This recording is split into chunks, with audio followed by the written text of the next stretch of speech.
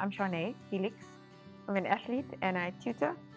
I left work in mainstream school to pursue athletics full time. So that's what I do, and I'm mommy full time.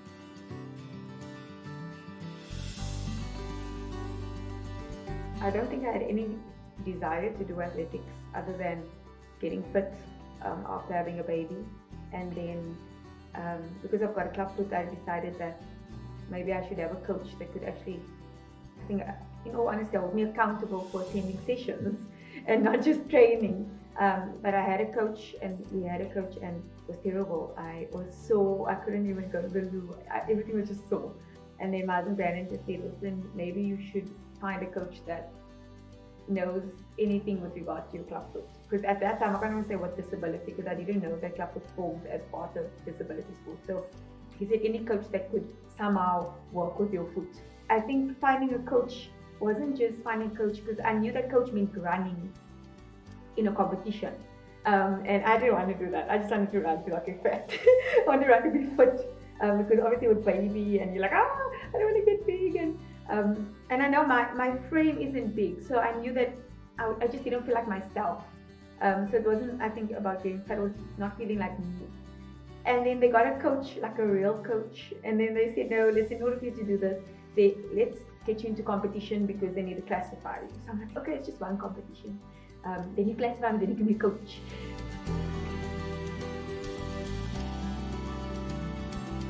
I got classified. They said, okay, we're going to run next in 2 weeks' time. 2 weeks' time. I said, okay, fine. Luckily, I was teaching at a sports school, and one of the coaches said, listen, I'll take you. Like, you can train with the kids. I'm like, shut up, ready. Only to find out that that was province trials. So I ran with men, and the guy that was my coach ended up being an SA marathon runner.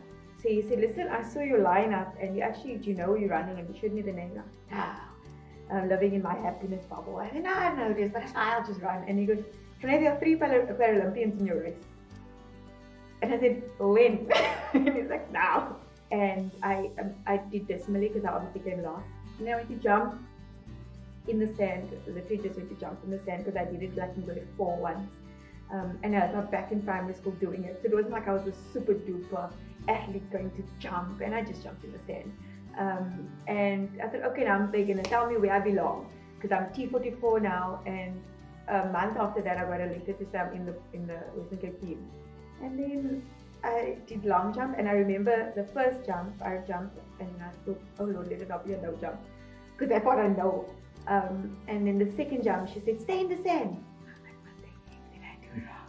And I just stayed in the sand. I was like, and she said, Charne, this is our record. And I laughed in the sand, like rolling. And I said, okay, so what now? And then she says, yeah, wacht, I'll tape. And she explained. And the second one, she goes, this is our record.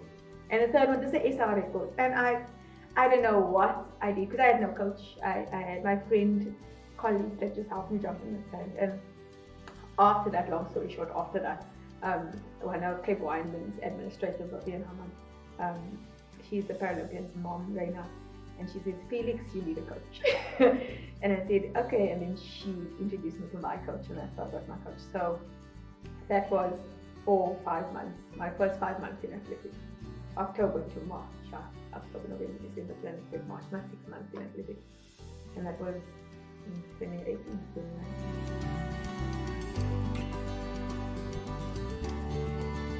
I just want to be good for me, I guess. The records are mean a thing, in all honesty, in our country, because you know, if someone in the Olympics breaks the next or African record, all of you would know about it. But unfortunately, in Paralympics, it's a bit different, and we have to generate spots as well. So even if you qualify, you aren't guaranteed to go. So once I represent my country on that platform, then obviously I'd be like, oh yeah. But I think the goal right now is to better, like now with long jump and 100 meter, even though it's the African record,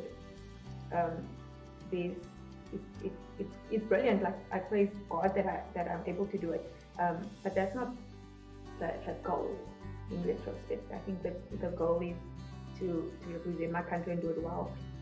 Because in our country, don't go to Paralympics unless you can medal. We in able-bodied, it is a bit different. We qualifiers are qualifiers. With us, it is harder.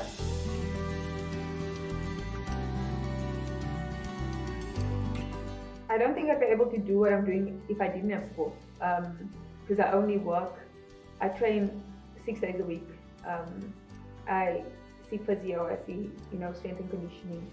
Well, that takes a lot of days. So from me working Monday to Friday, I work Tuesday to Thursday, which means my family needs to take care of the rest.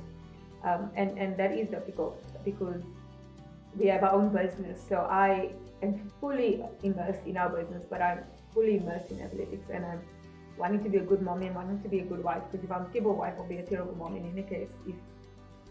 If my marriage fails, my son doesn't have a mommy and daddy that are together, and that's my heart for my family. But if athletics ever were to take over and I feel like I'm becoming less of a mom or less of a wife, then I'd probably stop. But right now, I asked Ben, how do you feel about with Paralympics and with Worlds coming up, and then Paralympics is immediately after that because of COVID, everything's on each other now. He said, Chick, you're going until you can't anymore. And I said, it's not just me going for it, it's our family, because a lot of it's self-funded. So a lot of it's our money. And he said, Chick, you go until you stop. And I said, okay. So if I didn't have that, honestly, I'd be guilt-ridden and I'll stop. I would have stopped.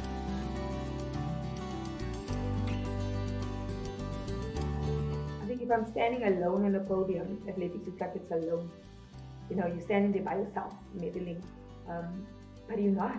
It's a group of people that are supporting you and that trained with you from the beginning. So I told my coach, if I don't make a certain team, I'm disappointing 5 people.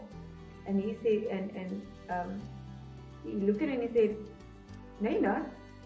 When you make a team, you take 5 people with you. And we've got a performance coach in Bianca, and she said, you're so fixed on disappointing, thinking you're going to disappoint us, that you don't realize how all of us are encouraged to go even more. And I think for me, a good athlete would be opening a door for other people to stand alongside me and medal with me.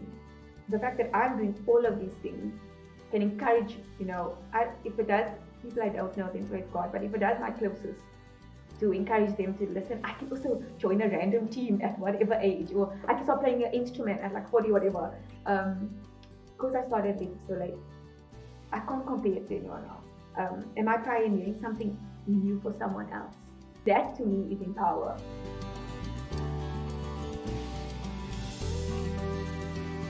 It takes a lot of courage for you to push your child into something that you don't even know.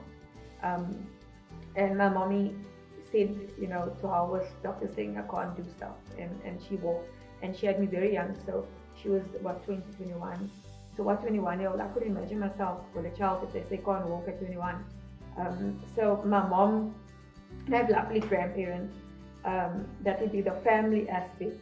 But with regard to athletics now, I think the 2 athletes that really stand out for me as women would be like Charne Felix and Charne Felix, because they do it. And if you're doing it, then it sort of makes it okay for me to do it. And if you're doing it well, then I'm empowered by your message. They mommy, and they run, and they do business, and they married. But their families have also had to take a lot to get them where they are. So for me, it would be those 2. If it was the athletic arena, that would be my 2 that I'm quite encouraged by. So I try to read a lot on becoming a better Christian first, because pride, I think that's the thing I'm most afraid of. So I read a lot about like mommy books and athlete books and on how to remain me in the midst of all of this. And then I get encouraged like that. But I've got a good group of friends that are Christian that help me, and it's a group effort, I think, and it's not just women. There are strong women I'm surrounded with, but there's a few handful of men that I'm encouraged by as well, that keep me. Felix from Charne, my coach is Charne, so I've got a few that encouraged me to stay, is to keep on going.